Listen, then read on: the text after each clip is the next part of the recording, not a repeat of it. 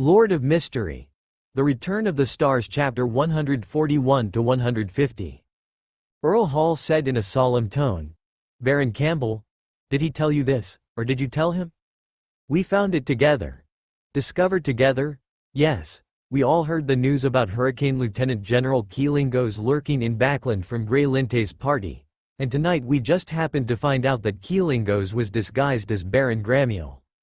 In order not to reveal the existence of the Tarot Club, Audrey could only push the matter to Grey Lint.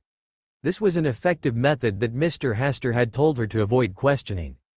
That's fine. If someone asks you more questions, just answer them according to what you just said.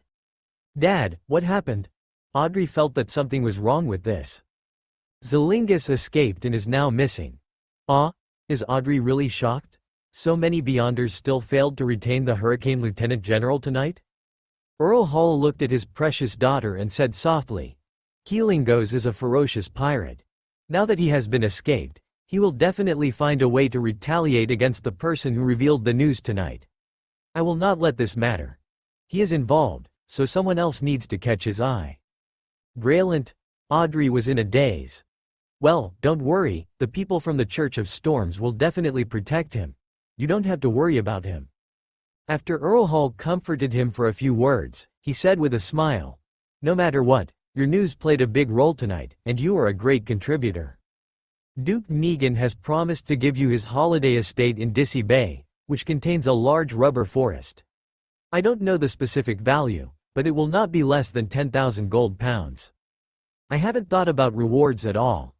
Audrey whispered in her heart that she simply wanted to complete the commission with Mr. Hanged Man and complete an adventure story for Miss Justice. During this period, you can stay at home and try not to go out. As for other things, Duke Negan and I will make arrangements. Earl Hall said a few more words, then turned and left. He needed to get on the same page with Duke Negan to prevent this matter from affecting his lovely daughter. Keelingos was not dead and had even escaped. According to what he just said, wouldn't Graylint become the scapegoat for himself and Mr. Hastur? Had Mr. Hastur anticipated in advance that Zillings might escape? No, I need to tell Mr. Fool and Mr. Hanged Man about this. Audrey went to the bathroom and began to pray to Mr. Fool. Above the grey mist, Klein sat at the head of the table, listening to the reports from Miss Justice and Mr. Hanged Man respectively. The content of their reports was consistent, both of them reported that Keelingos had escaped. After thinking for a while, Klein threw the two people's prayer scenes to each other so that they could know each other and feel at ease. After settling the matter, Klein murmured, it's a pity that Mr. Azek didn't go to Backland. Otherwise, with his strength, he should be able to kill Keelingos, right? He once heard Mr. Azek mention that Mr. Azek was originally planning to go to Backland, but after learning what he told about Ince Zangwill in 008, he chose to stay in Tingen. During this period, the whereabouts of Ince Zangwill were tracked many times, and they met once during this period, but he was still run away by Ince Zangwill. According to Mr. Azek, this was because 008 sealed object chose to fully help Ince Zangwill at the critical moment, which allowed Ince Zangwill to escape. Although Klein felt sorry for Keelingos, his safety was more guaranteed with Mr. Azek staying in Tingen. We need to make the captain aware of the seriousness of the problem as soon as possible, so as to prevent Ince Zangwill from doing bad things while hiding in the dark. Klein thought for a while, and he really felt that the wriggling hunger was a good thing. A Sequence 6 Wind Blessed, with its help, was able to escape after the assassination failed. Among the extraordinary items he knew, Creeping Hunger ranked second, and the first was the magic pen named 008. Keelingos escaped. How could he not die? Hastur also received news from Grek. This made him aware of the seriousness of the problem right away. Originally, according to the established route of the original work, Keelingos would die in the hands of Mr. Azek, but now, Keelingos has escaped safely. This means that the world line has begun to change. This butterfly that should not have appeared finally caused its butterfly effect. Greco sighed and said, it's all the fault of the extraordinaries of the Church of Storms. They arrived too slowly, which caused Keelingos to blend into the crowd and successfully hide himself with the help of an extraordinary item. This is not a good thing. Asta had a wry smile on his face. Yes, you need to be careful during this period. Don't let anyone know that you exposed Keelange's disguise, otherwise you will attract Keelange's revenge. Greco looked serious and said, I heard from Earl Hall just now that you and Audrey learned about Keelange's infiltration into Backland at a party at Greylint's house, and then they were able to go to Backland today. Reveal his true identity at the party. If anyone asks you, you just need to keep this statement and put the blame on Greylind. As for his safety, the Storm Church will be responsible for protecting him. This is the rhetoric that I taught Miss Audrey to avoid any accidents. I didn't expect it to come in handy. Greylind, this time you are the scapegoat. Hastur sighed in his heart. Greg said a lot more. In addition to asking Hastur to be careful in the coming days, he also mentioned the gratitude of Duke Negan and the Prime Minister to him. As for what the reward will be, we will know later, but Greg promised that the reward will definitely be very generous.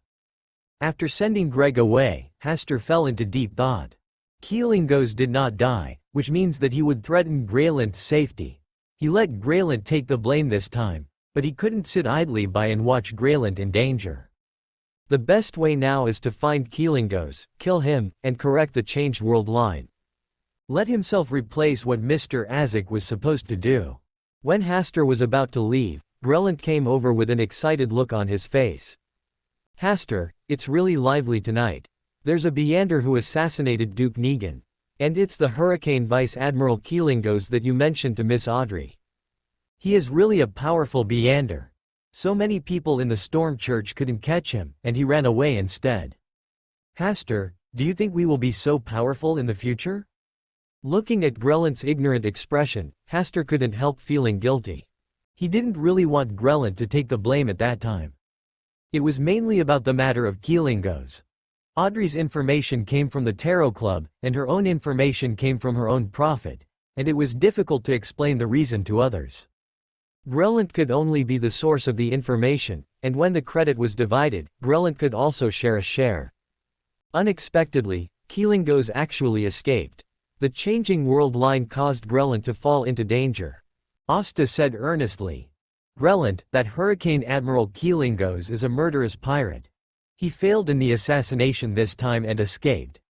He will definitely start crazy revenge afterwards. After you go home, remember not to go out and stay at home. Grelint was stunned for a moment and whispered, is it really that serious? Yes, it may even be more serious than this. Asta nodded seriously. Others may not be in danger, but Grelint will definitely provoke revenge from a madman like Keelingos. Okay, I listen to you. As long as the Hurricane Admiral is alive, I will not leave my home. Keelingos is very good at changing his appearance. You must remember this. Asta gave Grelint a few more words and hurriedly took the carriage home.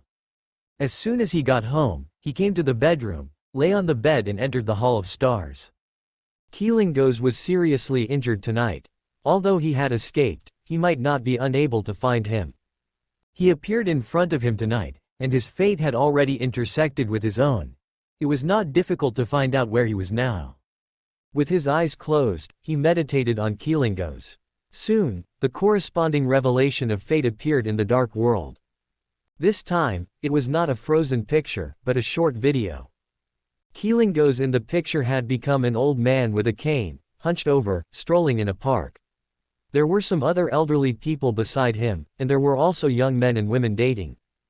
Asta remembered Keelingos's face at the moment, and then carefully looked at and compared the surrounding environment. He soon determined that the place was in Green Park in the West District. After remembering everything, Asta exited the state of spying on fate, blessed himself in the Hall of Stars, and then exited the Hall of Stars. He revealed his spirit, rolled up the war emblem, passed through the wall, and rushed to the location of Green Park in the West District. That place was not too far from here. With the flying state of the spirit, it could be reached in more than 10 minutes. West District, Green Park. The winding path passes through the dense woods. The lush vegetation makes the air quality here very good. At night, with the evening breeze, it is quiet and cool. It is a good place for many elderly people to come for a walk. Some young couples occasionally like to come here for a stroll, and then go into the woods to experience a different kind of excitement. Chi-Lingas leaned on a cane taken from an old man who was already lying in the pond, imitating the walking habits of the elderly, and slowly walked on the path. The sharp and flamboyant eyes converged, replaced by the muddled state of the elderly. Only occasionally glancing around, you can still peek into the sharp eyes. He was seriously injured tonight, but fortunately there was no obvious wound and bloody smell, which made him not so quickly discovered by the extraordinary people of the Storm Church after changing his appearance. As for who exposed his plan to assassinate Duke Negan tonight, he already had a suspicious candidate in his mind. There is only one person who has a conflict of interest with him and is familiar with his movements, Alger. But he couldn't figure it out. Even if Alger knew that he had secretly infiltrated Backland, he didn't know what he really wanted to do. He wanted to assassinate Duke Negan. Apart from the organization that promised to give him the blasphemous card, only he knew it. Alger couldn't know his real plan. Then who was capable of seeing through his disguise at the ball tonight? Chi-Lingas recalled the people he had dealt with at the ball tonight one by one. Among them, there were 6 people who had talked, 4 of whom were male nobles, 1 was a noble lady, and the other was the most impressive daughter of Earl Hall, Miss Audrey. Could it be her? Otherwise, why did she come to talk to him at that time? Was it because she was suspicious, so she used the conversation to determine whether he was the disguised Baron Gramiel? Well, her eyes were well hidden, and she seemed to be very good at observation. She was a spectator. Chi-Lingas suddenly figured out the key to all this. Miss Audrey was a spectator extraordinary.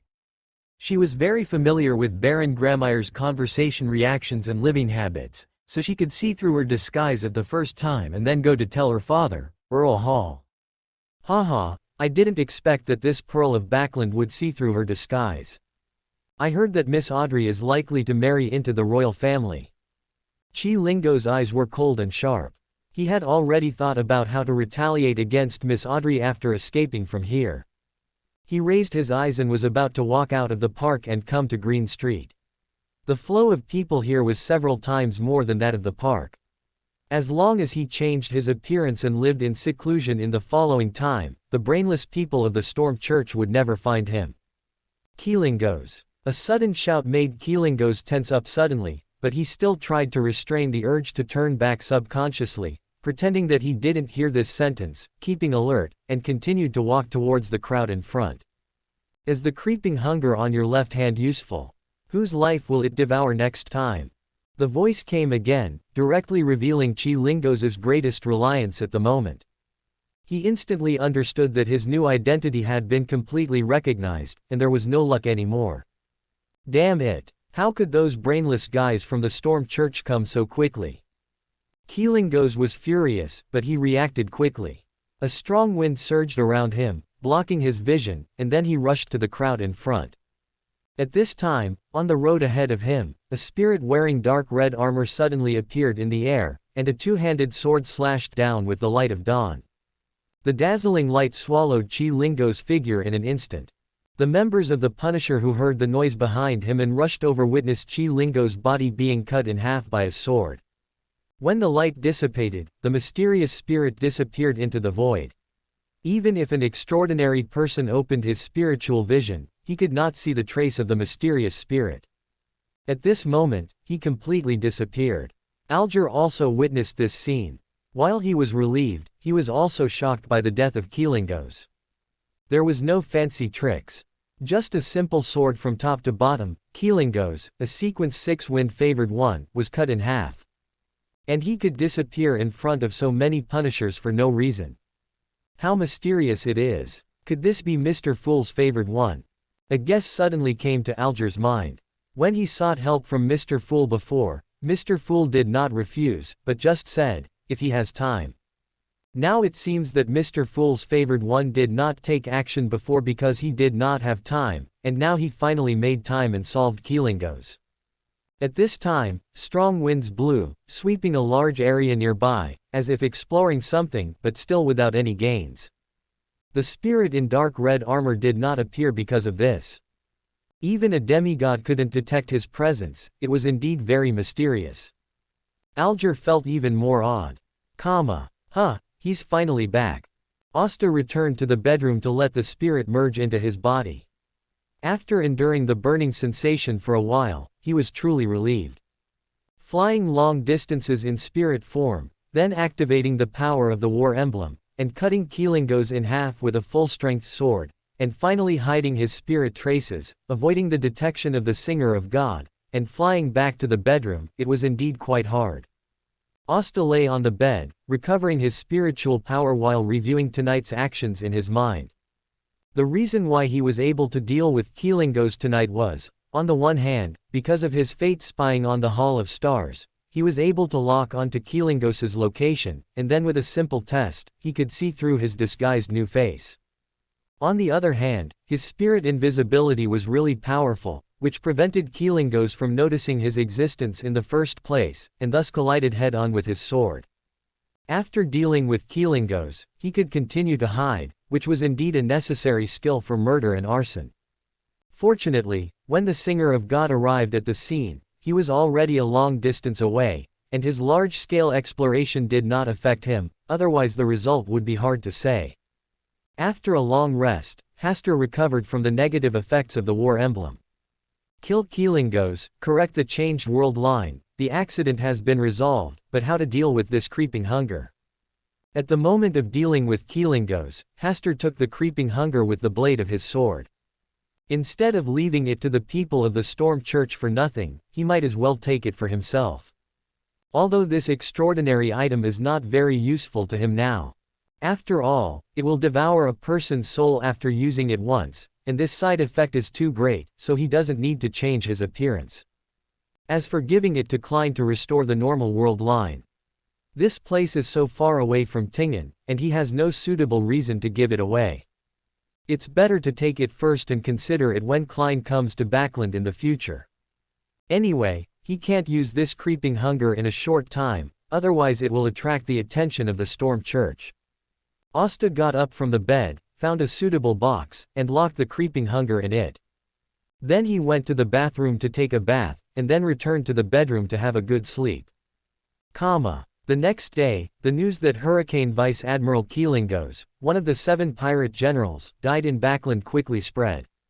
The newspapers recorded that it was the people of the Storm Church who killed the Hurricane Vice Admiral.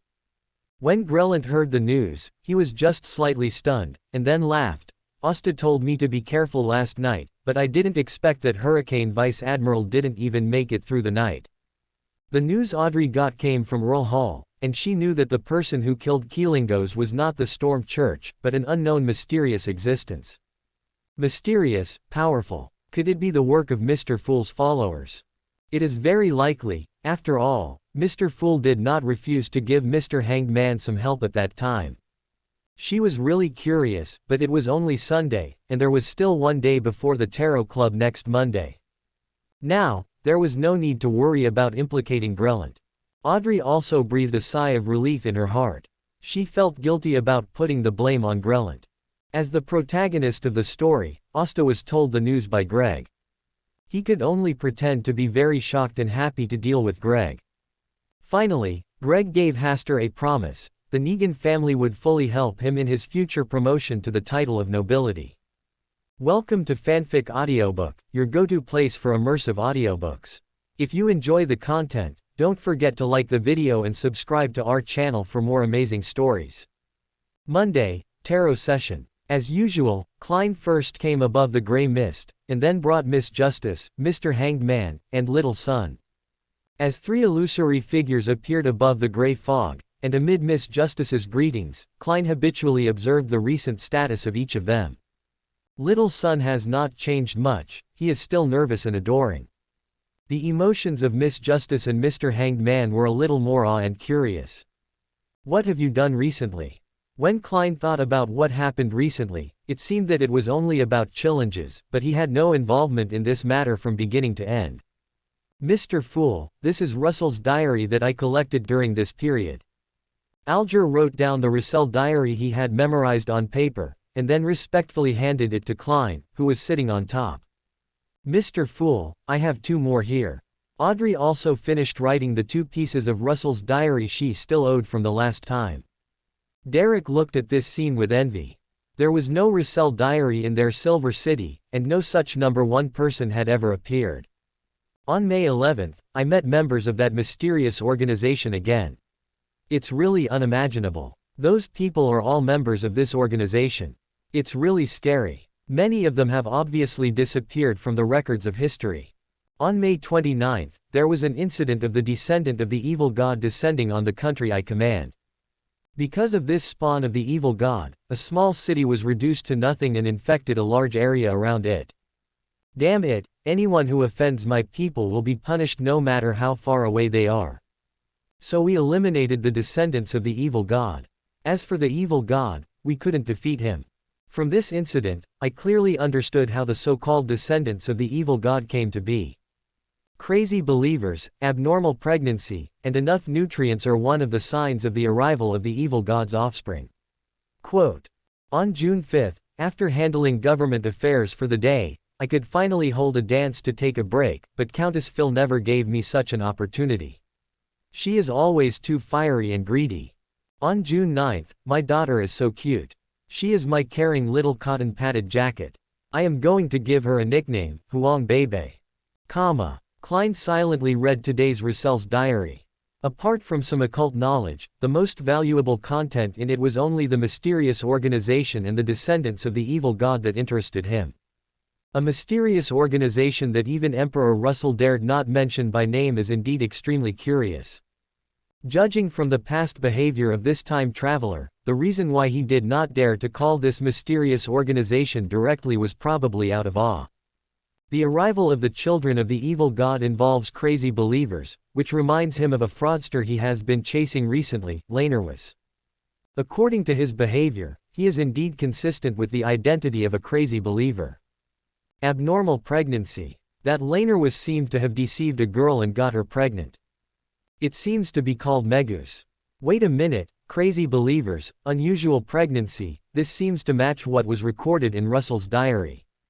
Klein felt an inexplicable fear in his heart and had a bad guess. If all of this corresponds, then the baby carried in Megus's body is the heir of the evil god. Is this possible? It is difficult for Klein to judge. He has not come into contact with the so-called descendants of the evil god so far. He has no idea how they will behave. Well, you can write a letter and ask Mr. Azek. He should know what a descendant of the evil god is. Klein pressed down Russell's diary and glanced at Miss Justice.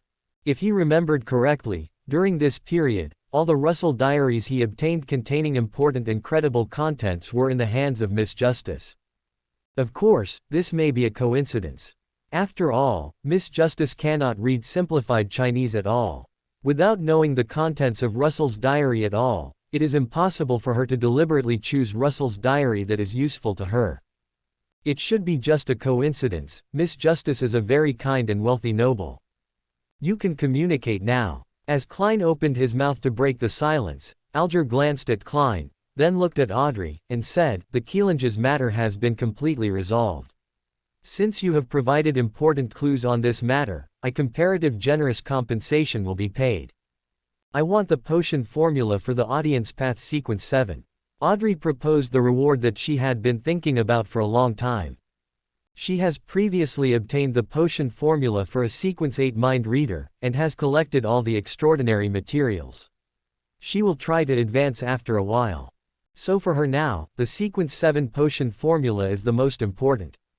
If you know the potion formula earlier, you can find some and collect extraordinary materials.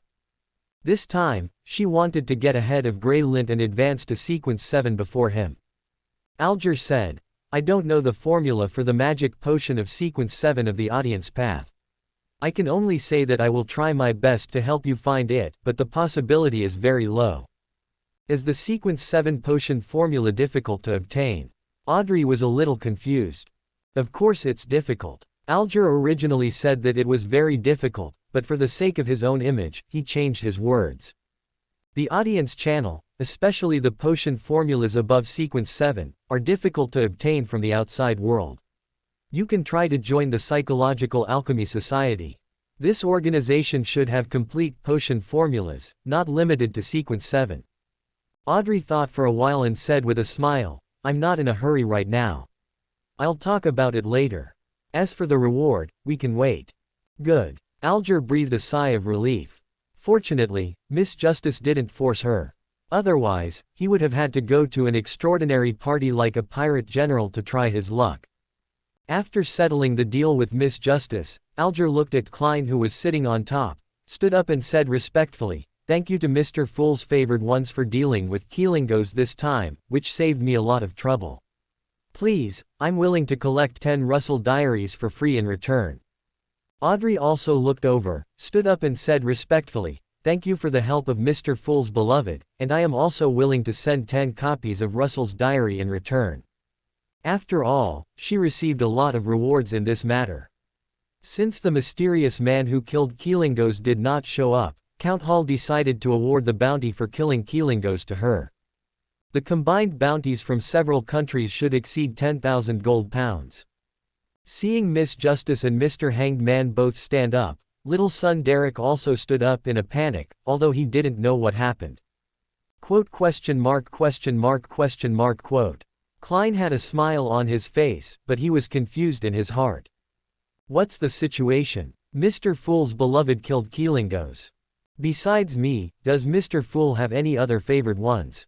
Mr. Azek, the only one who could deal with Keelinges, did not go to Backland but stayed in Tingen. So who could have killed Zillinges? Klein thought about it. Among the people he knew, apart from Mr. Azek, only Ince Zangwill, who was hiding in the dark, had this strength, right? But it was obviously impossible for Ince Zangwill to go all the way to Backland to kill people. But if the answer is no, will it affect Mr. Fool's character? And these are 20 Russell diaries. For him, this is a great fortune. After thinking about it, Klein said with a smile, "I don't pay too much attention to this matter. The implication is that I have neither admitted nor denied it. Even if Miss Justice and Mr. Hanged Man discover that the mysterious man is not their beloved, they will have corresponding reasons to explain. Thank you, Mr. Fool, for your help. Alger has determined that the mysterious spirit is Mr. Fool's favored one." Seeing that Mr. Hanged Man was so sure, Audrey also chose to trust his judgment because she had also doubted this matter. Klein was in a good mood, but he acted indifferently, as if it was just a trivial matter. Alger, who was sitting back in his seat, was also in a good mood. He scanned the crowd and said in a leisurely tone, "Recently, the 7 major churches are looking for followers of Kungshing. Anyone who can find followers of Kungshing will receive a gift from the church. A huge reward.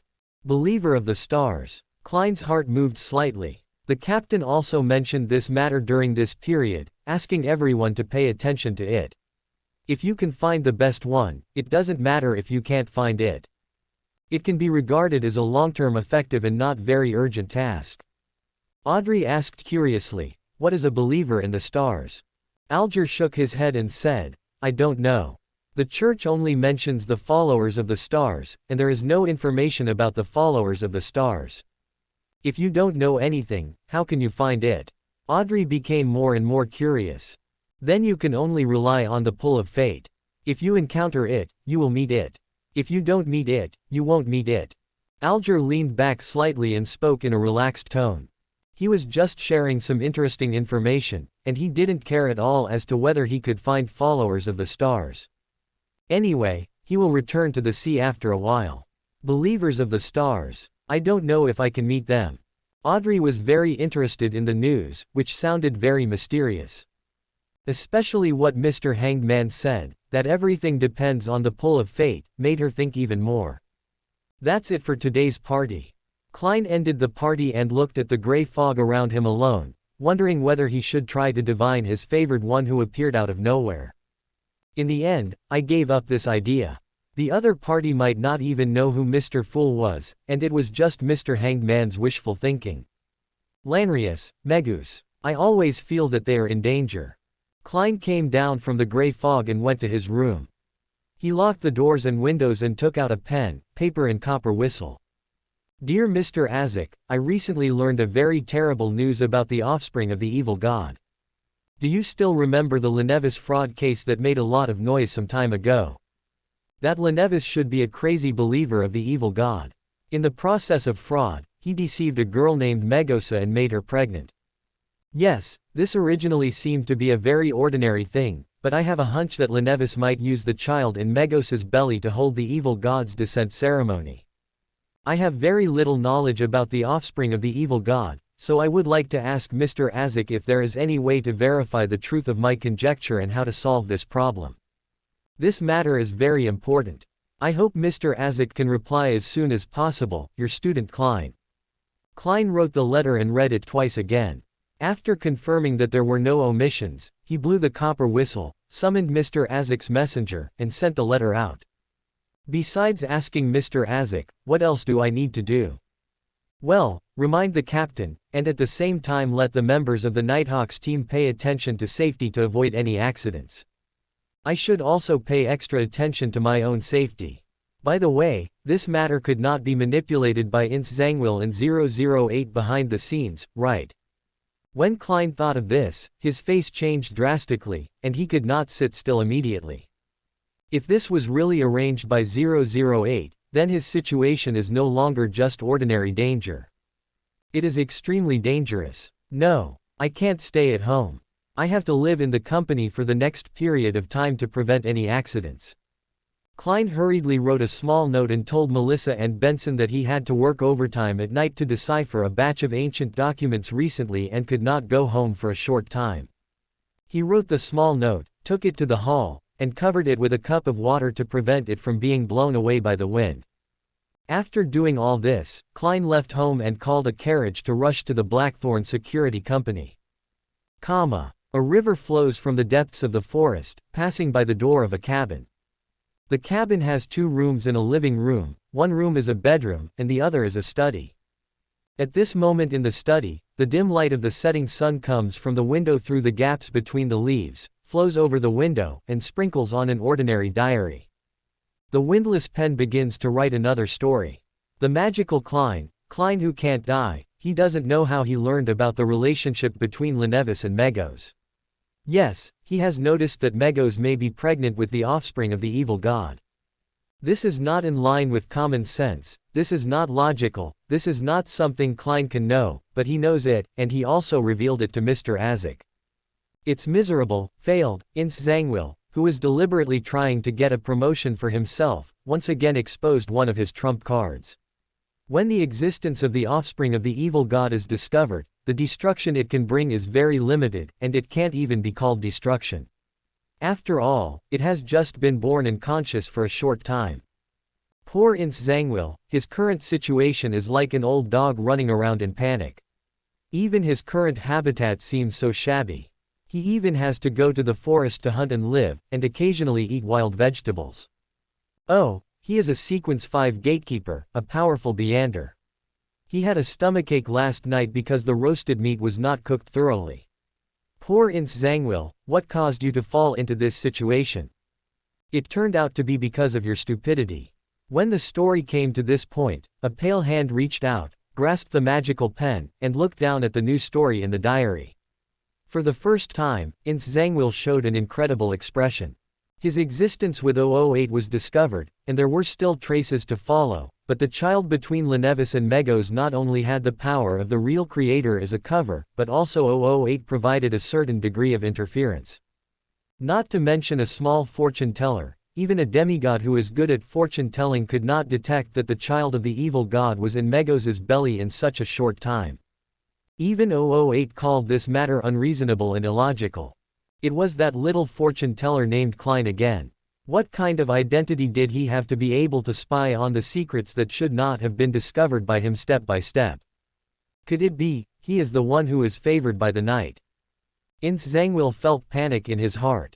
This is the most likely guess to explain all this. Klein was able to see through his arrangements again and again, and he could also drive that Azik. He must have been guided by a mysterious existence. And the existence that provided him with such guidance and secrets could only be the night. At this time, the pen that was held wrote another paragraph. Ince Zangwill combined his own pitiful experience and guessed that Klein was the one who was favored by the night. Well, this is a very interesting and normal guess. According to what happened recently, this is very reasonable and logical. Ince Zangwill also saw this paragraph, which made him feel a little more desperate. If the knight really gave Klein guidance, then it proved that his eyes were fixed here, and all of his dirty deeds had already fallen into his eyes. He is using his follower Klein to target him, to deal with his defected archbishop. Ince Zangwill fell into deep silence. He thought the gods had never looked at him, but he didn't expect that the gods' eyes had never left him. But he betrayed the gift of the night and dedicated himself to the devil. Ince Zangwill's face turned pale, and he bent down. He subconsciously wanted to tap his chest 4 times to draw the shape of the crimson moon, but he woke up in time, grabbed his fingers tightly, and broke them abruptly. The severe pain made Ince Zangwill lie on the ground in pain, and at the same time he regained consciousness and dared not think about the gods anymore. Another paragraph appeared on the notebook. The weak-willed Ince Zangwill was frightened by the news and almost lost his mind and fell into eternal madness. Fortunately, he broke his fingers in time to regain his consciousness. It's really curious how painful it is to break your own fingers. Ince Zangwill, who was lying on the ground and panting rapidly, took a long time to gradually recover. He looked at his 2 twisted fingers, was silent for a while, and endured the severe pain again to straighten the 2 fingers back. He sat on the ground with a pale face and cold sweat flowing down his temples. The dim sunlight spreading from the window was far away at this moment. The 4 fields began to fall into silence, and the home court of the night was about to come. Ince Zangwill closed his eyes and rested for more than half an hour before he adjusted himself again. Standing up from the ground, he came to the notebook on the desk, turned over the pages one by one, reached out to hold 008, and began to write on the blank paper. Lanavarus, who has not been arrested yet, is unwilling to see his carefully prepared gift destroyed. He decides to go and take Megos away overnight and hide in a corner of Tingen where no one can see him. Tonight, all the believers of the true Creator have lost their minds and went to various towns in Tingen, and even to densely populated areas in Tingen, to hold large-scale sacrifices and terrorist attacks. The large-scale turmoil has diverted all the attention of the Tingen Night Watchers, so that they can no longer focus on Lanavarus and Megos, which buys them more time to hide. Klein, because the food he ate tonight was not clean, he accidentally got a stomachache and was exhausted. He needs to rest in bed for a few days, so he can no longer concentrate on Ince Zangwill and 008. This story is true and reasonable, and it is also logical.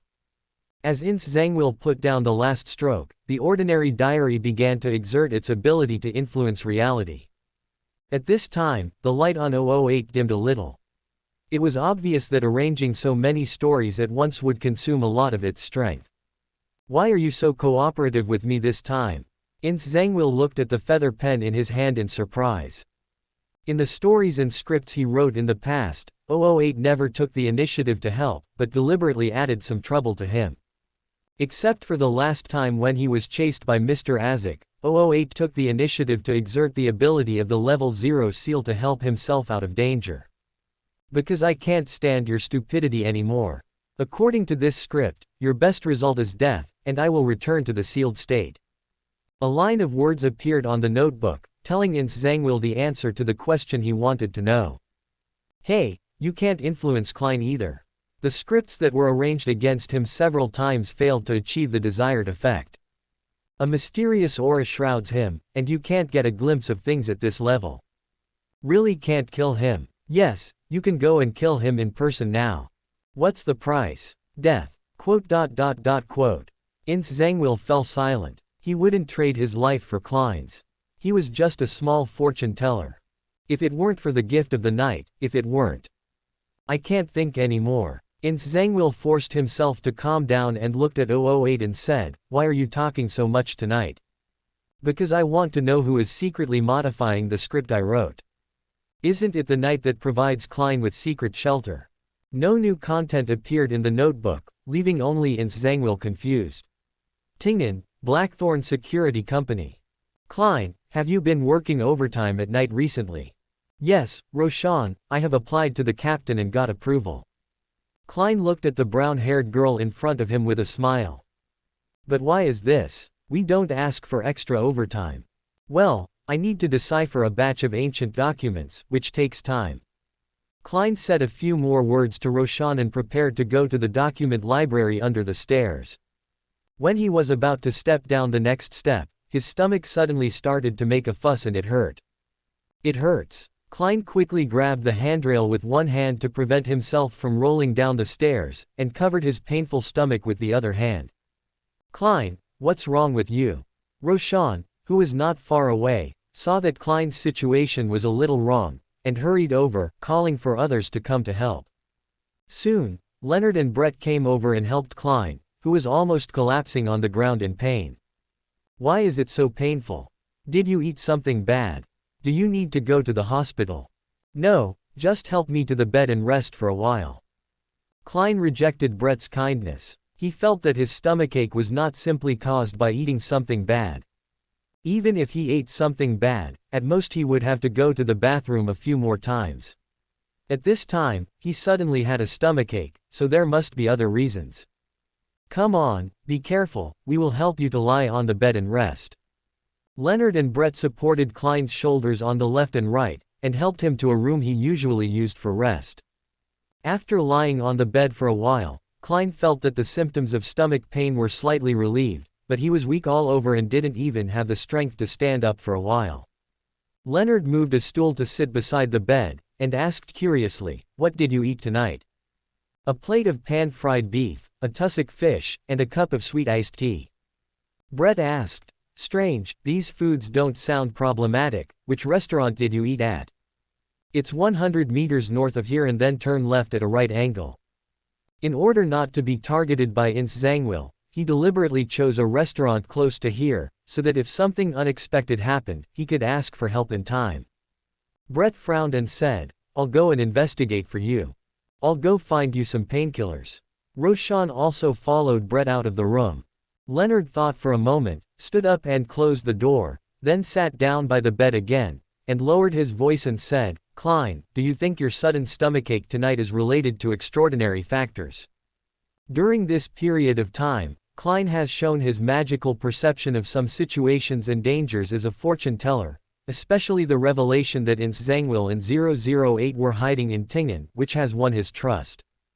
Today, he even suspected that there was a problem between Lenevis and Megos. They were going to investigate this matter together in the evening, but at this juncture, Klein suddenly had a stomachache, and the symptoms came inexplicably. He couldn't help but make rich associations.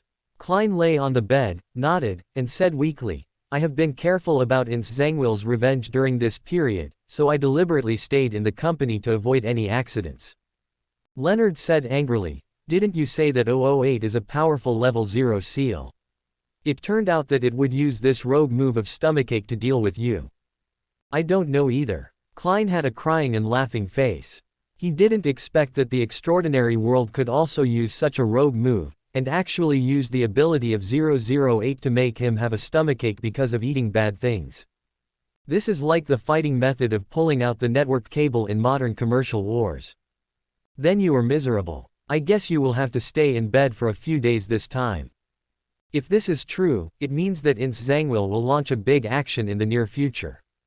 The baby in Megos' belly. Well, you must be careful tonight and don't be careless. I understand. Leonard looked serious. He knew the horror of 008. After a while, Roshan brought painkillers and warm water. Klein took them and rested for a while, and finally recovered some strength. Gurgle. But soon his stomach started to make noises again, and Klein's face turned slightly red. He said, "I need to go to the bathroom." Roshan's face also turned red, and she whispered, "Looking at you, one trip is probably not enough, right? Let me help you." Leonard asked Roshan to lend a hand and helped Klein to the bathroom. Being sent to the bathroom like this, Klein felt for the first time that he was too thin-skinned. He also secretly remembered how hateful Ince Zangwill was. He actually used such a despicable method to target him. It was really disgusting.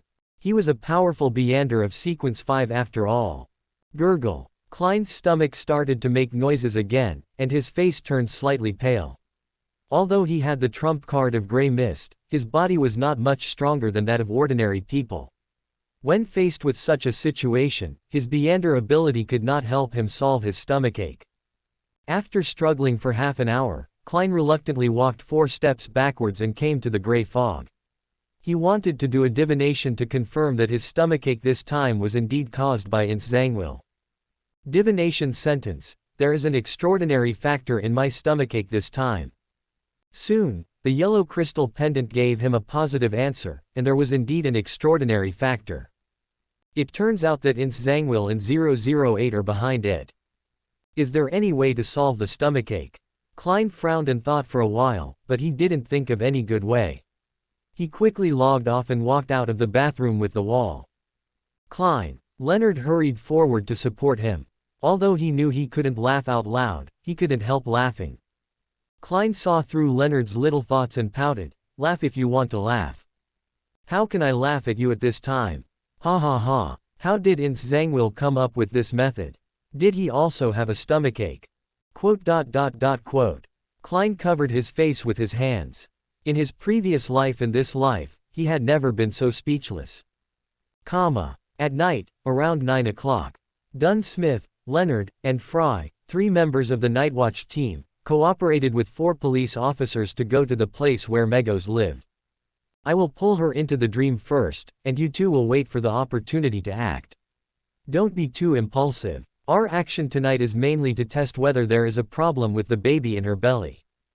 After Dunn Smith arranged their respective tasks, he asked the 4 police officers to divide into 2 groups, one of which was responsible for door-to-door communication, and the other was guarding the back door. Dong dong dong. As the knock on the door sounded, someone soon came to open the door. "Who are you looking for?" "Megos, I want to ask her for help with Lenevis's matter." "Okay, I'll go call her now." At this time, Dunn Smith had entered a nightmare state, ready to drag Megos, who would appear later, into the dream at any time.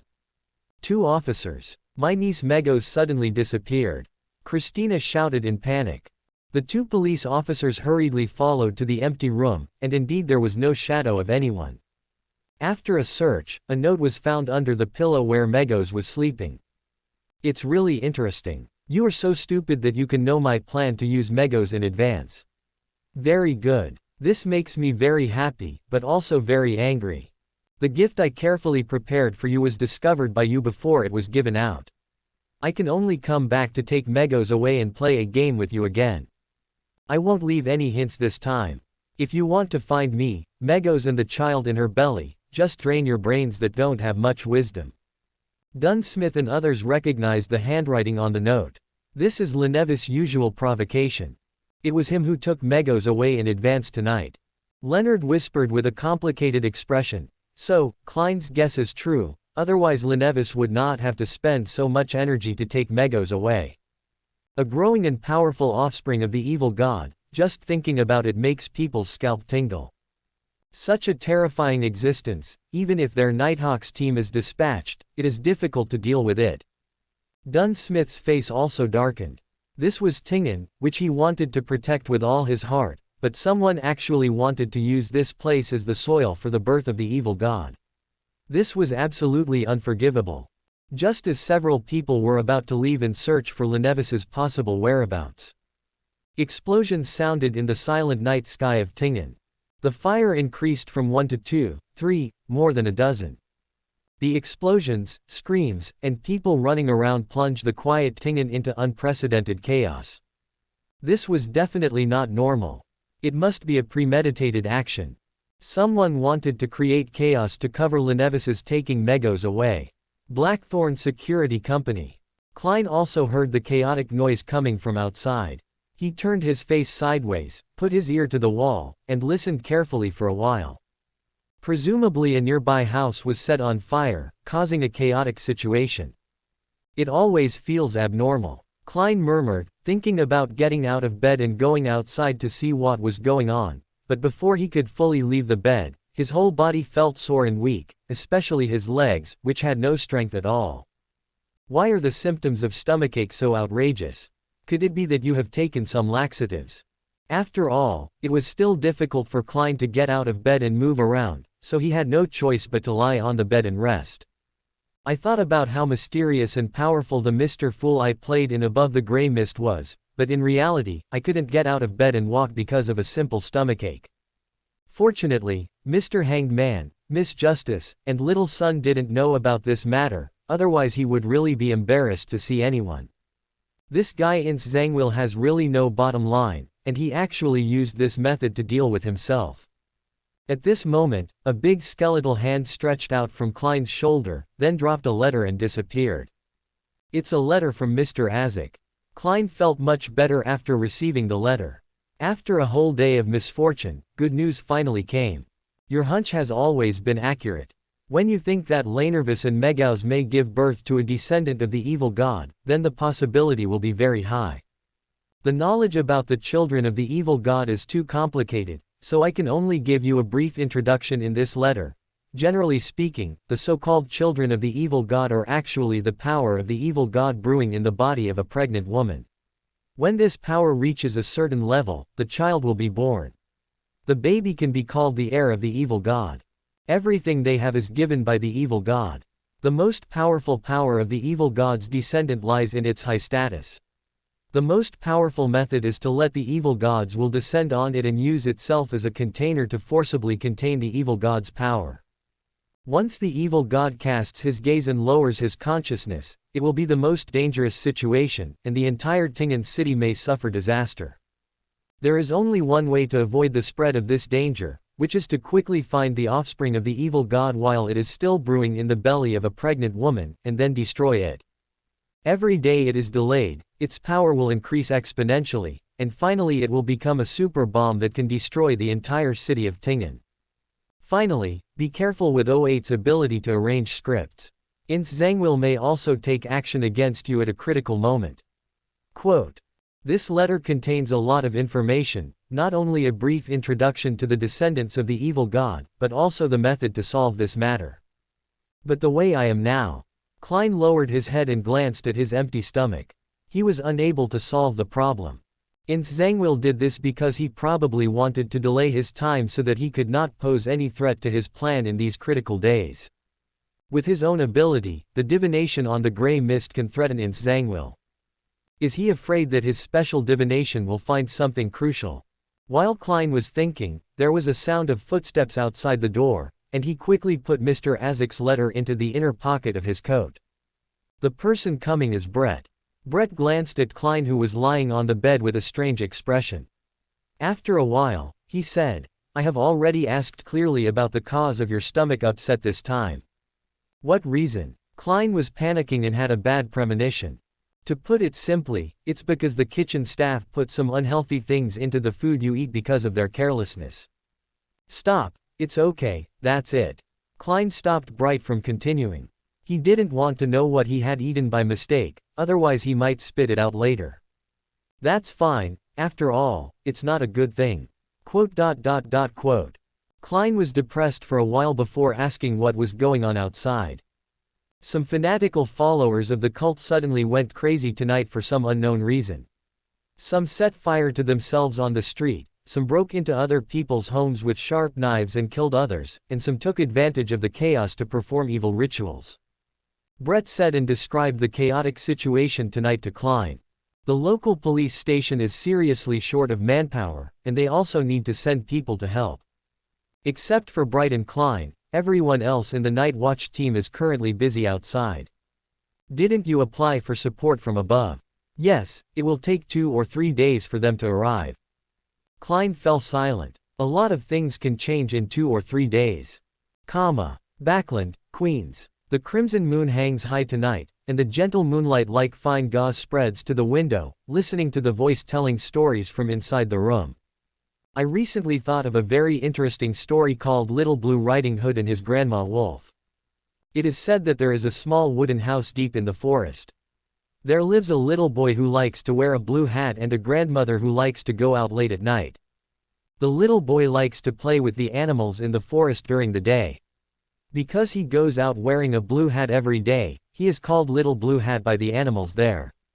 At night, Little Blue Riding Hood can only stay in the wooden house and look at the outside world through the window, because his grandmother does not allow him to go out when the moon rises, saying that the forest at night is full of dangers. Little Blue Riding Hood was very obedient at first, but then he gradually couldn't bear the curiosity in his heart. Why can't he go out at night, but Grandma can? Finally one night, Little Blue Riding Hood followed Grandma secretly when she was going out. He wanted to know why Grandma went out every night and didn't come back until very late. He followed and followed. After following for a long distance, the grandmother in front of him suddenly changed in the moonlight. She grew sharp claws, scary wolf teeth, her body was covered with white hair, and her arms and feet evolved into a wolf. Its limbs and head also turned into the shape of a wolf's head. Then Little Blue Riding Hood knew that his grandmother would transform from a human into a wolf on a moonlit night. He followed Grandma Wolf in despair, trying to understand where Grandma who turned into a wolf wanted to go and what she wanted to do. He followed him from the dense forest to the plain. Grandma Wolf, who had been moving forward, finally stopped. She looked up to the sky and howled at the moon. Hundreds of wolves gathered from all over the plain. Then, Grandma Wolf led the hundreds of wolves and began to dance in the bright moonlight. The scene of jumping around completely shocked Little Blue Riding Hood. He was very sad and confused, and finally couldn't help but ran out and asked his wolf grandmother about the situation. Little Blue Riding Hood's grandmother told him that she slept in the wooden house during the day just to recharge her spirits, and then dance with her own tribe in the evening. In the end, Little Blue Riding Hood also joined the dancing team and danced happily together. In this way, Little Blue Riding Hood was very happy no matter day or night. From then on, Little Blue Riding Hood and his wolf grandma lived a happy life in the forest. Hastur sat on the sofa opposite the mirror, slowly telling the short story he promised Sharon to enjoy. In the mirror, Sharon had already revealed her figure, looking at Hastur with a blank expression. Hastur smiled and winked and said, "How about it? Isn't the story I told interesting?" Sharon still didn't speak, but looked into Hastur's eyes, and a flame gradually rose up. At this moment, she really wanted to have a pair of ears that had never heard this story. What Little Blue Hat and Grandma Wolf? Shouldn't it be Little Red Riding Hood and the Big Bad Wolf? And Little Red Riding Hood is a girl, right? When did her grandmother turn into a wolf? What else is there about a group of wolves dancing in the moonlight? What a picture that should be. Little Blue Riding Hood and Grandma Wolf live a happy life. How can there be happiness in such a messy life? Sharon just felt that there was something wrong with this story. This was not the fairy tale she wanted at all. What a hodgepodge of dark stories. Sharon opened her mouth, but still no words came out. She didn't know where to evaluate this story for a moment. "Miss Sharon, what's wrong with you? Why don't you give me a reaction?" Hastur's face was full of smiles, and he seemed to want to take credit for this story. Sharon glanced at Hastur with a complicated expression, hesitated for a moment and said, "I can't comment on your story." "Did I tell a bad story?" Sharon didn't answer, she felt like getting angry for no reason. This story couldn't be described as bad. She had heard Bernadette's version of the fairy tale Little Red Riding Hood and the Big Bad Wolf. It was precisely because she had heard it that she couldn't stand such a confusing story. She was curious, how could a man as knowledgeable as Hastur tell such a story? Did you do it on purpose? Or accidentally? Sharon's voice was cold, and the cold wind blowing from the mirror was like the cold December wind blowing from the northern ice and snow kingdom. "I was careless on purpose." Feeling the biting cold air, Hastur curled up his neck slightly, sat upright, and answered honestly. The coldness that Sharon had accumulated weakened a lot at this moment. She took a deep breath, her pretty face turned cold, her beautiful eyes turned sinister, and she said coldly, "You mean, you are deliberately telling me this kind of story?" "This is not perfunctory, I also made it up very carefully." "Fake." "Yes, except for what happened in reality, basically all stories are compiled by humans. Recording them completely based on facts is called history." "You're very quibbling." Sharon finally figured out that it was difficult for her to catch Hastur's shortcomings on this kind of issue, and he indeed deliberately made up this confusing story. "Is this to avenge yourself for teasing him last time?" "Thinking of the last time I took advantage of playing a game and drew a cat face on Hastur's face, I felt much better instantly." Finally, she said, "This story doesn't work. Think of a new one." Hastur said with a smile, Okay, it just takes a little time. How long? Half an hour. Quote. Sharon just felt that Haster's smiling face was a bit in need of a beating at the moment. Then hurry up and write. After saying these words, Miss Sharon's figure disappeared from the mirror. On the sofa, Asta kept a faint smile on his face, but he wanted to laugh out loud in his heart. God knows how uncomfortable it was for him to hold back his laughter just now. Things like Little Blue Riding Hood and Grandma Wolf were all improvised by him to amuse Sharon. Who asked her to draw a cat face on her face last time? And it's interesting to see the obvious emotional ups and downs on Sharon's puppet-like face. After a while, Haster, who had barely calmed down, came to his desk and began to compose a short story. If there was no Russell Pearl in front of him, he could make up many fairy tales, but in order not to conflict with the stories Russell told, he could only tell some localized fairy tales about the mysterious world. And this does take some time. Half an hour is still slightly enough for him. After about 20 minutes, he had already conceived a brand new story, which should also suit Sharon's preferences. When the time came to about half an hour, Asta walked from the desk to the sofa, looked at the empty mirror, and shouted, "Miss Sharon, are you still there?"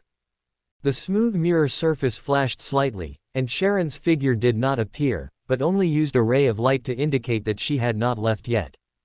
"Is this because you are angry about the story you just told?"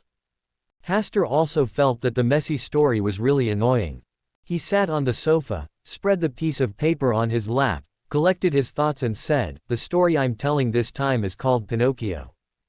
Just the title of the story made Sharon reveal herself in the mirror, but she did not speak to disturb Asta at this moment, for fear of disturbing the story he was going to tell next.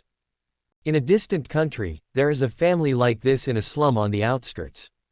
There are 5 members in the family, parents and 3 children, 2 boys and 1 girl. My father works as a manual worker in a nearby factory, and my mother makes some matchboxes at home and sells them to support the family. Although life is hard, the family is united and working together for a good life, which is quite happy. After the 3 children grew up, the girl stayed at home to help her mother with simple household tasks. The older boy had already followed his father's example and worked outside to make money.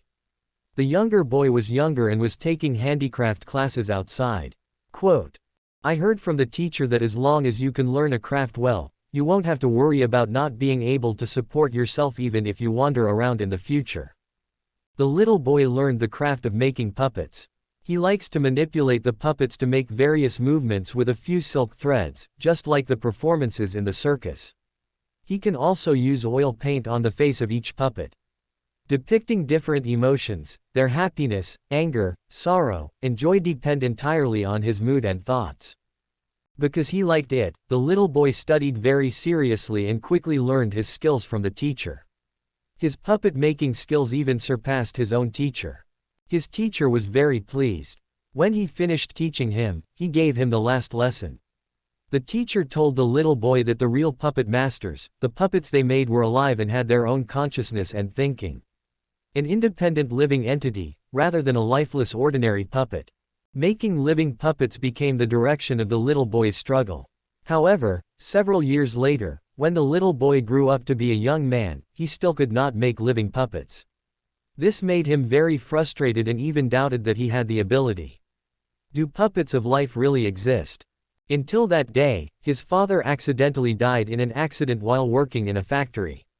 Looking at his father lying on the bed, covered with white cloth, completely lifeless, it felt like his heart had been drained. At this moment, he felt like he was struck by lightning, as if he had a sudden epiphany.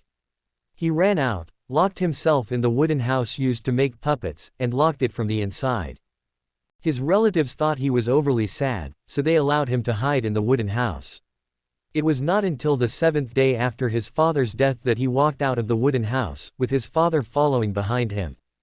His family was shocked to find that this so-called father was a lifelike puppet, but this puppet father could walk, jump, speak, and think for himself. Except that he didn't need to eat, he was not much different from ordinary people. After that, this puppet stayed at home. Just when Sharon was looking forward to what story would happen next, Asta stopped telling the story.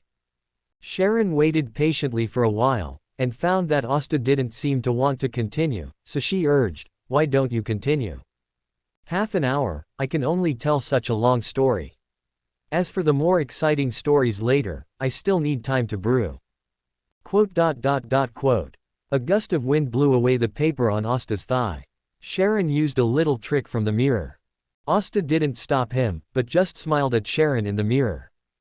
After a few seconds, the paper returned to Asta's thigh. On it was only the general framework of the story, and the framework was temporarily only built to the place where the story stopped just now. "This story is pretty good. When will the next story come?" Sharon's voice is very soft and pleasant, not like the melodious sound of a lark, but like a stream flowing gently. You may not be too surprised at first, but if you calm down and listen slowly, every word can gently touch your heart, giving you a numb and comfortable feeling. It will take at least 3 days. Hasta thought about the approximate time. "Okay, then I'll come back in 3 days. Wait a minute, Miss Sharon, are you leaving just like that? Do you have anything else to say?" Sharon looked at Hasta in confusion in the mirror, her blue eyes shining like gemstones. "Didn't you agree before that you would be responsible for teaching me Giant and Elven?" Sharon blinked, with a rare puzzled expression on her face. "Is there such a thing? Why don't I remember it? Miss Sharon, are you going to cheat?" Sharon thought for a while and said, "Is it not possible?" Just as Hasta was in a slightly depressed mood, Sharon walked away from the mirror. "This is clearly revenge for the story I just told you. Do you know that there is something wrong with that story?" A voice came from the mirror. Sharon, who had already gone far away, said this sentence through the mirror in some unknown way. Asta kept silent and silently made a rule that the ghosts were forbidden to be invisible here.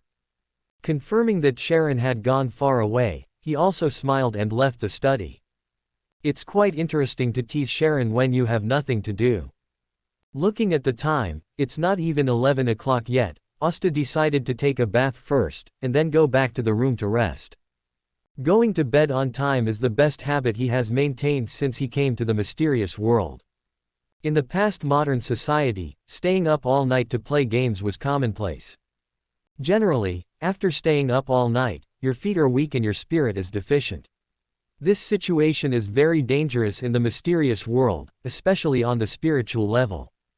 After taking a bath, I went to the bedroom, lay on the bed, and entered the Hall of Stars. Checking the stars around, I found that only the stars of the high-dimensional overlooker showed a little movement. Under the light cocoon, 2 silk threads are still hanging, one hanging with a white crystal eyeball, and the other hanging with a young man dressed as a gentleman, who is wandering in the streets of a city. Late at night, the night of this city is hard to calm down. Many places are full of fire, houses are on fire, people are self-immolating, people are panicking, police officers are doing their best to maintain stability, and the whole street is in chaos. The incarnation of the high-dimensional overlooker walks in it, with a calm and elegant posture, which is out of tune with the chaos and noise around. Is this the chaos caused by the high-dimensional overlooker? This is the first thought that came to Asta's mind, but after a closer look, the chaos in the city in the picture was not caused by the high-dimensional overlooker. It is more like the chaos and bustle of this city that attracted the high-dimensional overlooker. But soon, the high-dimensional overlooker left the city, as if he had traveled through time and space out of thin air and came to a small city. This is a small city built on a mountain. All the houses here have protruding domes, which look like white straw hats from a distance. The high-dimensional overlooker climbed up the steps here step by step, and finally came to the front of a very weird church. From the outside, this church looks no different from an ordinary house. It's not until you walk in that you realize how different it is. There is a priest here. He is a gentle and reserved middle-aged man, wearing a simple white robe, with a pale golden beard that almost covers the lower half of his face, and a pair of light-colored eyes as clear as a child. Adam. The first time Hasta saw the middle-aged man in the picture, he guessed his true identity, Adam. He can also be called the divine aspect of the ancient sun god. It's a bit strange that the high-dimensional overlooker met Adam first instead of Amen first. Hasta withdrew his gaze and looked at another star belonging to the true creator and Adam. He could indeed see the scene of Adam meeting the high-dimensional overlooker. It is certain that the priest is Adam. After watching it for a while, Hasta set his sights on the stars of the higher dimensional overlooker. Compared with the real creator and Adam, it is safer to peep from the higher dimensional overlookers. Judging from the picture, the high-dimensional overlooker and Adam are obviously talking, and they seem to be having a good time. If you don't know their respective identities, it would really be like a lost young man who came to the church and was guided by the priest. Speaking of which, with the power of the high-dimensional overlooker's clone, can we find out Adam's true identity? Hasta thought for a while and found it difficult. First of all, that church is the home of Adam. Adam is the divine side of the ancient sun god. According to his personality, he is a person who is higher than the higher dimension. This avatar of the high-dimensional overlooker may not be able to exert as much strength as the previous avatar. From any aspect, he cannot spy on Adam's true identity. This would be interesting. Hasta looked at it from a distance with a biting mentality. Although he couldn't hear the exchange between Gao Diamond's overlooker and Adam, he just pretended to be watching a mime. Of course, he can join the conversation if he wants. You only need to draw your gaze closer, and then use the power of the Palace of Stars to communicate with the high-dimensional overlooker, Adam. But he doesn't have this idea now. He is only sequence 7. Even with the power of the Palace of Stars, he may overturn. Just watch it from a distance. Hasta originally thought that the communication between the high-dimensional overlooker and Adam would not be too long, but unfortunately, he was wrong. The high-dimensional overlooker and Adam seemed to be close friends. Not only did they stand and chat, they later even sat together on a bench in front of the statue of the creator and started communicating. At this moment, Hasta was confused. Didn't Adam see through the true identity of the high-dimensional overlooker? Neither of them understand each other's true origins. Hasta stared at it for another half hour. Gao-dimensional overlooker and Adam were still chatting. Adam even stood in front of the statue of the creator, as if he was spreading the creator's faith to those who look down from higher dimensions. Adam wants to preach to the high-dimensional overlookers. The key thing is that the high-dimensional overlooker seemed to listen very seriously, as if he was approving Adam's belief. Hasta continued to spy from a distance for a while, but finally got a little tired, so he logged off and left the Hall of Stars. I looked at the time and saw that it was already 3 o'clock in the evening. It's really fun to chat.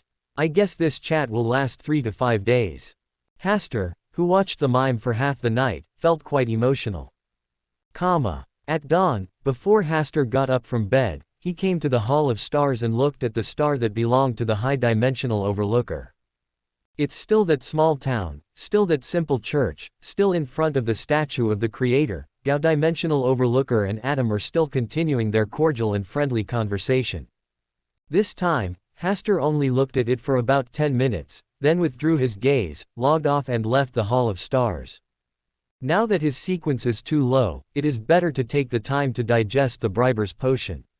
As for the 2 or 3 things between the high-dimensional overlooker and Adam, just take a look when you have time.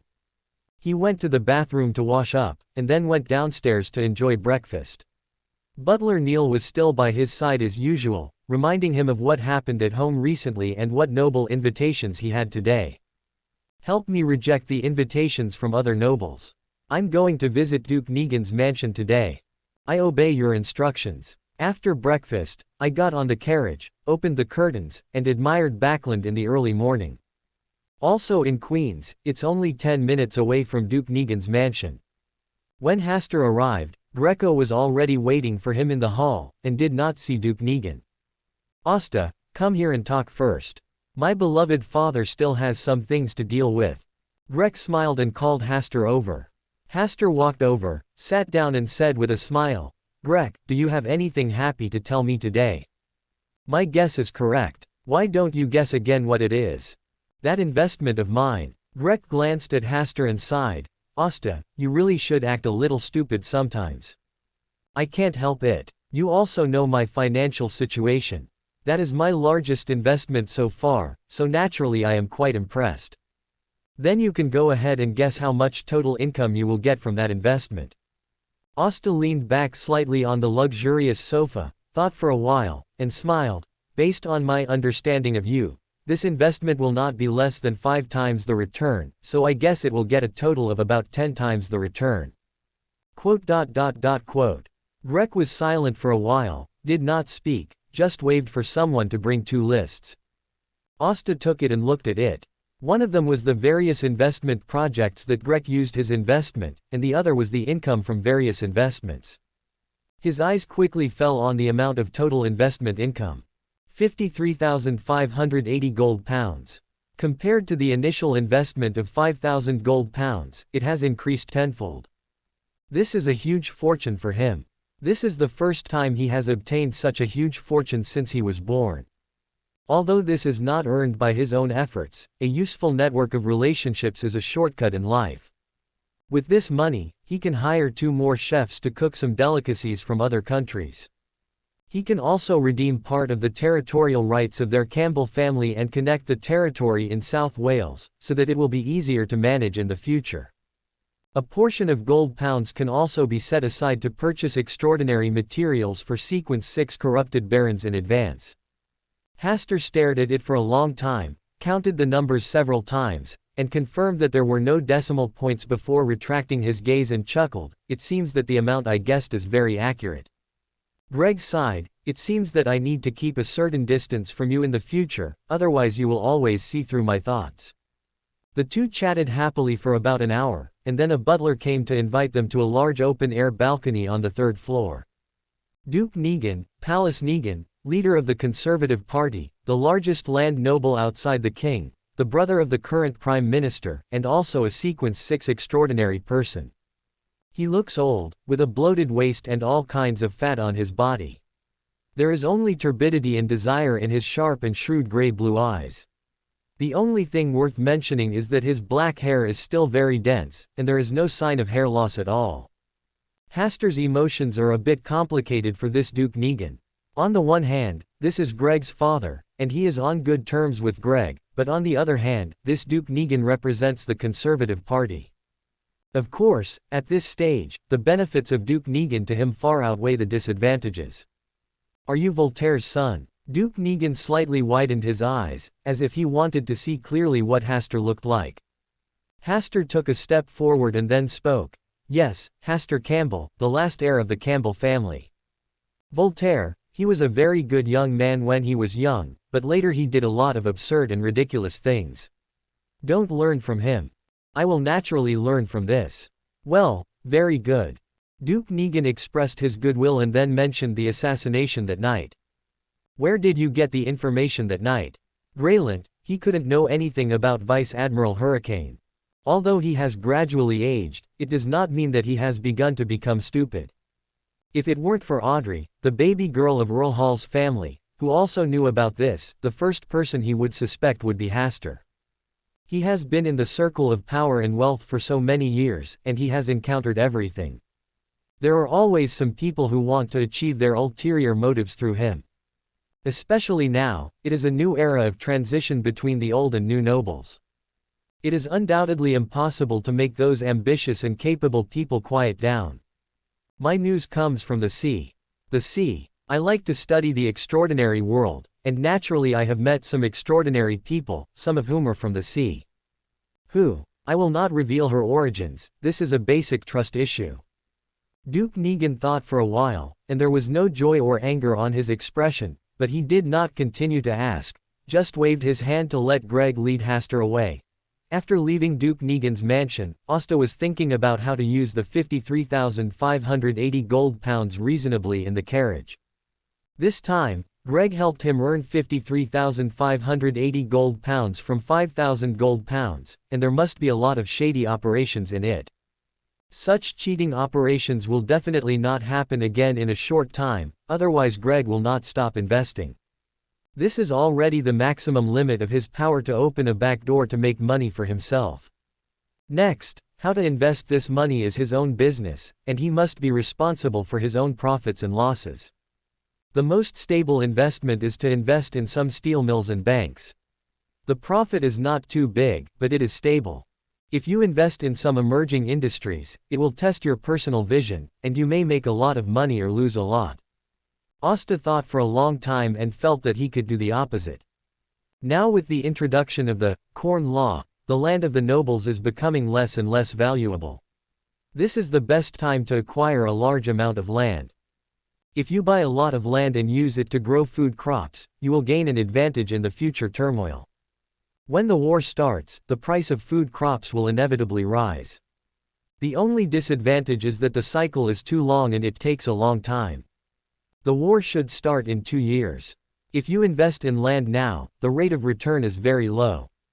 Hasta thought for a while and still felt that the money should be divided into 2 parts, one for steady investment and the other for investment in emerging industries. When the carriage returned to his home, Hasta had already planned the use of the money. The remaining 580 gold pounds were given to butler Neil for normal family expenses, and 3,000 gold pounds were kept in his own small treasury, which could be used to buy extraordinary materials. As for the big 50,000 gold pounds, 20,000 gold pounds were invested in banks and steel industries respectively, and the annual rate of return should fluctuate between 15% and 25%, and the remaining 30,000 were used for investment in emerging industries. This is a relatively high-risk wealth investment ratio. He also wanted to swap the investment ratios of the two at first, but in the end he chose this more radical investment method. After all, he was very familiar with the changes in the situation that followed, and high risk meant high returns. After returning home, Hasta asked butler Neil to help him prepare a list of investment projects in various industries in Loan, and asked him to recruit 2 chefs. As for other needed personnel, let butler Neil arrange them himself. It was past 10 o'clock in the evening. Hasta took a carriage to a bar some distance away from the Russell Memorial Exhibition to drink. He planned to do it tonight and sneak into the Russell Memorial Exhibition to steal the Black Emperor card. He had already surveyed the routes around here in advance and was very familiar with them. After drinking in the bar until nearly 2 o'clock, Hasta staggered out of the door of the bar. He had already asked his coachman to go back, and he walked drunkenly on the street without taking a carriage. After walking for a distance, he pretended to be drunk and vomited, turned into a dark alley, and then walked forward in the alley in the dark. Unfortunately, his luck was not very good, and 3 little tails followed him. It is estimated that they had already targeted him when he was drinking in the bar, and seeing that he was drunk, they wanted to take a risk to make a fortune. Hasta glanced behind him. They were not carrying weapons. They probably only wanted to steal money and not kill people. After walking for a distance, Hasta had already gone deep into the alley. The 3 people following him were already impatient to take action. Well, let them act as my witnesses tonight. Hasta had an idea in his mind. If he was really found here, these 3 thieves could be used. Of course, basically no one would suspect him. Passing a corner, Hasta stopped, and then used his extraordinary ability of the night path obtained from the 3rd secret chain to directly put the 3 thieves into a sleeping state. Taking advantage of this time, he hurried to the position he had stepped on before, ready to sneak into the Russell Memorial Exhibition. He first hid his body in a hidden place, and then formulated a large-scale alert rule nearby to prevent any accidents. Then, he quickly passed through the heavy walls here in the form of a spirit and came to the corner outside the Russell Memorial Exhibition. His body merged into the wall like a ghost, and he moved forward along the wall along the route he had originally planned. As he walked forward, he saw the members of the Mechanical Heart who were responsible for guarding this place, but they could not see him. The secret authority cooperated with the formulation of relevant rules, and the invisibility spell performed was difficult for even Sharon to see through. His spirit body was unimpeded and soon came to the 2nd floor where Russell's manuscripts were stored. The spirit body fell off the wall like a light and thin paper, and then covered the ground on the 2nd floor and slowly melted in. On the 1st floor, an invisible human face was highlighted on the ceiling with a huge crystal chandelier hanging. This strange scene did not attract the attention of the extraordinary person below. He still held the weapon, sometimes looking at the door, and sometimes walking back and forth to patrol, and seemed to be a little slack in vigilance. Yes, this is already the innermost position of the Russell Memorial Exhibition. If there is no accident outside, he will be safe here. Asta looked around for a while, and other parts of his body also appeared from the ceiling, and then floated to Russell's desk covered by a glass cover. The bookmark that looked like a child's graffiti was within reach of the glass cover. The glass cover could not block the spirit state, but the things inside must have set up warning measures. Once touched, the alarm would sound. At this time, the extraordinary person looked over, but could not find a spirit here, even though the spirit was less than 3 meters away from where he was. He glanced over and looked elsewhere. At this point, the Black Emperor card was already in Haster's pocket, because even if he was discovered, he could go directly back to the Hall of Stars. Then he would return to his body from the Hall of Stars. But he wanted to try his extraordinary ability first to see if he could use the ability of the lawyer to see through the flaws, find the place where the warning measures were insufficient, and then circumvent this warning and take the Black Emperor card without alerting anyone. Staring at the inside of the glass cover, he slowly urged the spiritual power, and things like light gray silk threads surrounded all the objects inside. Although these threads will break when touched, they can give a warning to the extraordinary people guarding the Russell Memorial Exhibition at the moment of breaking. This is a bit similar to the infrared detection in the movie. Once touched, the alarm will sound. After watching for a while, Asta found the flaws of this warning method. The first flaw is that there is a certain gap between the threads. If you are careful, you can pinch out the Black Emperor card with 2 fingers. The second flaw is that this warning method has a connection hub. As long as the operation of this hub is blocked, there will be no reaction even if the thread is touched, similar to turning off the power. As a qualified thief, Asta directly stretched out the index and middle fingers of his right hand to bypass the cover of the thread and successfully pinch the Black Emperor card. Then he withdrew his 2 fingers and successfully took away the Black Emperor card. Once taken out, he wrapped the Black Emperor card with a spirit to provide it with secrecy, so as to avoid the scene of a bookmark inexplicably floating in the air. After completing the theft, Haster looked back at the patrolling guardian and saw that he still had no reaction. His body floated back to the ceiling, merged, and appeared on the 2nd floor. Then he followed the way he came and left the museum easily. From sneaking into the museum, to coming to the Russell Memorial Exhibition, to stealing the Black Emperor card, the whole process did not attract any attention. Back to his hiding place, in order to avoid any accidents, Haster directly threw the Black Emperor card on the Hall of Stars, and then the spirit merged into his body. He took out the pocket watch from his jacket pocket and took a look. From the time he started sneaking from the spirit state to the time he returned from the spirit state, the whole process was less than 3 minutes. It's really simple. Haster walked out of the alley and came to the 3 unlucky guys who were still in deep sleep. He first pulled a certain distance away before lifting their deep sleep and letting them wake up. In their previous experience, they did not have the memory of falling into deep sleep. As soon as they saw Haster walking in front of them, they quickly chased after him. Asta in front of him started to jog, always keeping a certain distance from them, so that they could not catch up with him, but they could still see his back.